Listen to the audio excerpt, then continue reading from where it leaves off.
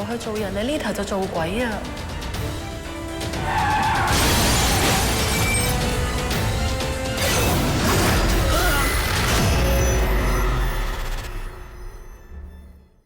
Hi, welcome to the Silver Spleen. My name is John Kassir, and this is my review of Keeper of Darkness. Nick Cheung has managed to transform his acting career and himself several times. He first became popular playing comic roles. A couple of years later, he began a transition to dramatic roles, due in no small part to director Johnny To, who gave him supporting but memorable roles in Breaking News, Election 1 and 2, and Exiled. He won Best Actor at the Hong Kong Film Awards for 2008's Beast Stalker and 2013's Unbeatable, a film for which he transformed himself. In 2014, he became a director with Hungry Ghost Ritual. It wasn't the best film of the year, but it was the best ghost movie of the year. Keeper of Darkness repeats that distinction, but at the same time, it raises the bar quite a bit. Nick Cheung plays Fat, a person who not only can see ghosts, but makes his living putting misbehaving ghosts in their place. The character is very complex, and Cheung does a really good job shifting between different aspects of the character, whether they're humorous or serious or whatever. He makes the character and the movie not just engaging, but entertaining. Fat is assisted, if less than always ably, by Cheung, played by Louis Cheung. The sidekick role is never easy to play, but Louis Cheung makes it look easy. He's funny, entertaining, and he always has a comeback no matter what the situation. Fat is also assisted by the ghost of a woman named Cher, played by Amber Kuo. Luckily for her, I didn't recognize her from Tiny Times. It may have been the long hair or the blue lights. But she is also engaging and even convincing as Fat's longtime friend, even if she's not of this world. Philip Kung Ho Man turns in yet another great supporting role as a gangster with a foul mouth but a good heart. Some of his lines are very funny because they reference the current political situation in Hong Kong, and some are just funny because he's saying them. Philip Kung is Hong Kong's Joe Pesci. Cicely Choi plays Ling, an ambitious young journalist who wants to find out if ghosts and the people who claim to speak to them are real. I don't want to tell you too much of the story, so I can tell you that Karina Lam, Chin Carlock, and Sean Yu Menlock all have small roles, and Jackie Cheung has a cameo, but I'm not going to tell you more than that. However, I will say that Keeper of Darkness is one of those rare films that makes you hope it becomes a franchise. It's an intriguing premise that still feels familiar, if that makes sense. The movie is also populated with characters that you want to get to know better and want to see in different situations. I can't really explain it, but I'm fairly certain that if you watch the movie, you'll understand. I also enjoyed the way visual effects were used in Keeper of Darkness. They're not the best looking effects I've ever seen,